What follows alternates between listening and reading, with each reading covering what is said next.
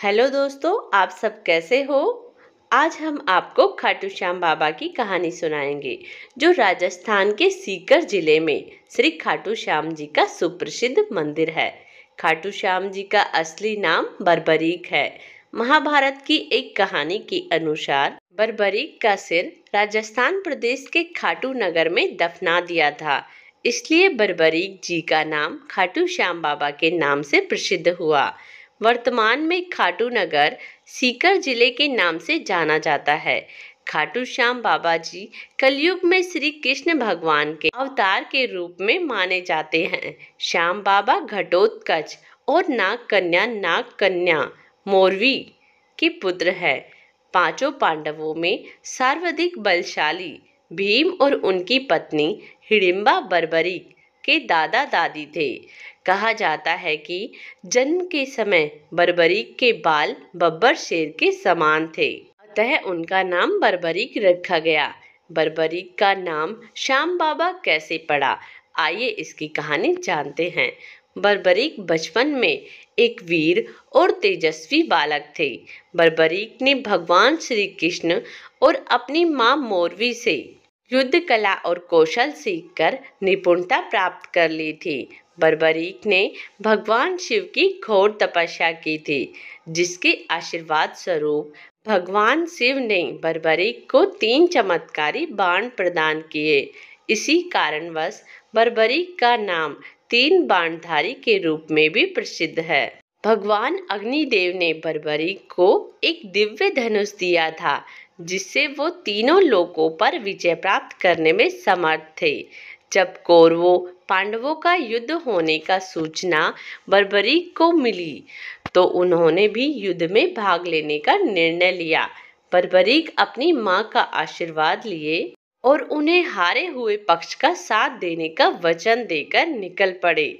इसी वचन के कारण हारे का सहारा बाबा श्याम हमारा, यह बात प्रसिद्ध हुई। जब बर्बरीक जा रहे थे तो उन्हें मार्ग में एक ब्राह्मण मिला। यह ब्राह्मण कोई और नहीं, भगवान श्री कृष्ण थे, जो कि बर्बरीक की परीक्षा लेना चाहते थे। ब्राह्मण बने श्री कृष्ण ने बर्बरीक से प्रश्न किया कि वो मात्र 3 बाण लेकर लड़ने क्यों जा रहा है। मात्र 3 बाण से कोई युद्ध कैसे लड़ सकता है। बर्बरीक ने कहा कि उनका एक ही बाण शत्रु सेना को समाप्त करने में सक्षम है, और इसके बाद भी वह तीर नष्ट न होकर वापस उसके तरकस में आ जाएगा। अतः अगर तीनों तीर के उपयोग से तो संपूर्ण जगत का विनाश किया जा सकता है। ब्राह्मण ने बर्बरीक से एक पीपल के वृक्ष की ओर इशारा करके कहा कि वो एक बाण से पेड़ के सारे पत्तों को भेद कर दिखाए। बर्बरीक ने भगवान का ध्यान कर एक बाण छोड़ दिया। उस बाण ने पीपल के सारे पत्तों को छेद दिया और उसके बाद ब्राह्मण बने कृष्ण के पैर के चारों तरफ घूमने लगा। असल में कृष्ण ने एक पत्ता अपने पैर के नीचे छिपा दिया था। बर्बरीक समझ गए थे कि तीर उसी पत्ते को भेदने के लिए ब्राह्मण के पैर के चक्कर लगा रहा है। बर्बरीक बोले, हे ब्राह्मण, अपना पैर हटा लो, नहीं तो ये आपके पैर को भेद देगा। श्री कृष्ण बर्बरीक के पराक्रम से प्रसन्न हुए। उन्होंने पूछा कि बर्बरीक किस पक्ष की तरफ से युद्ध करेंगे।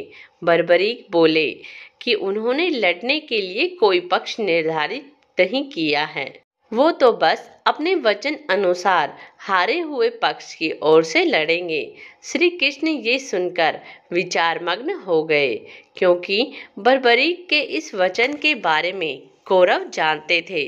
कौरवों ने योजना बनाई थी कि युद्ध के पहले दिन वो कम सेना के साथ युद्ध करेंगे। इससे कौरव युद्ध में हारने लगेंगे, जिसके कारण बर्बरीक कौरवों की तरफ से लड़ने आ जाएंगे।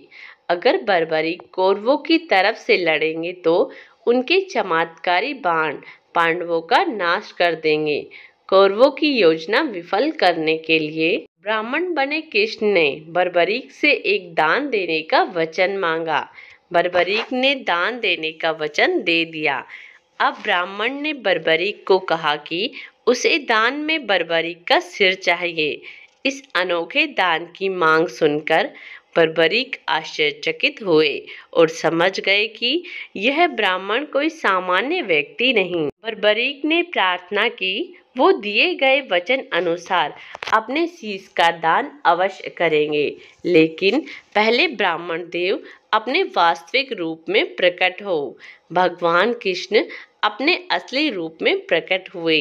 बर्बरीक बोले कि हे देव, मैं अपना शीश देने के लिए वचनबद्ध हूँ, लेकिन मेरी युद्ध अपनी आंखों से देखने की इच्छा है। श्री कृष्ण बर्बरीक की वचनबद्धता से प्रसन्न होकर उसकी इच्छा पूरी करने का आशीर्वाद दिया। बर्बरीक ने अपना शीश काटकर कृष्ण को दे दिया। श्री कृष्ण ने बर्बरीक के सिर को 14 देवियों के द्वारा अमृत से सींचकर युद्ध भूमि के पास एक पहाड़ी पर स्थित कर दिया, जहां से बर्बरीक युद्ध का दृश्य देख सके। इसके पश्चात कृष्ण ने बर्बरीक के धड़ का शास्त्रोक्त विधि से अंतिम संस्कार कर दिया। महाभारत का महान युद्ध समाप्त हुआ और पांडव विजयी हुए। विजय के बाद पांडवों ने यह बहस होने लगी कि इस विजय का श्रेय किस योद्धा को जाता है। श्री कृष्ण ने कहा, चूंकि बर्बरीक इस युद्ध के साक्षी रहे हैं, अतः इसका प्रश्न उत्तर उन्हें से ही जानना होगा। तब परमवीर बर्बरीक ने कहा कि इस युद्ध की विजय का श्रेय एकमात्र श्री कृष्ण को जाता है, क्योंकि यह सब कुछ श्री कृष्ण की उत्कृष्ट युद्ध नीति के कारण ही संभव हुआ। विजय के पीछे सब कुछ श्री कृष्ण की ही माया थी। बर्बरीक के इस सत्य वचन से देवताओं ने बर्बरीक पर पुष्पों की वर्षा की और उनके गुणगान गाने लगे। श्री कृष्ण वीर बर्बरीक की महानता से अति प्रसन्न हुए और उन्होंने कहा, हे वीर बर्बरीक, आप महान हैं। मेरे आशीर्वाद स्वरूप आज से आप मेरे नाम श्याम से प्रसिद्ध होंगे। कलयुग में आप कृष्ण अवतार रूप में पूजे जाएंगे और अपने भक्तों के मनोरथ पूर्ण करेंगे। भगवान श्री कृष्ण का वचन सिद्ध हुआ और आज हम देखते भी हैं कि भगवान श्री खाटू श्याम बाबा जी अपने भक्तों पर निरंतर अपनी कृपा बनाए रखते हैं। बाबा श्याम अपने वचन अनुसार हारी का सहारा बनते हैं। इसलिए जो सारी दुनिया से हारा सताया गया हो, वो भी अगर सच्चे मन से बाबा श्याम के नामों का सच्चे मन से नाम ले और स्मरण करे तो उसका कल्याण अवश्य ही होता है। श्री खाटू श्याम बाबा की महिमा अपरंपार है। श्रद्धा विनती है कि बाबा श्याम इसी प्रकार अपने भक्तों पर अपनी कृपा बनाए रखें। दोस्तों, ऐसी ही धार्मिक कथाएं सुनने के लिए प्लीज हमारे चैनल को सब्सक्राइब करें। धन्यवाद।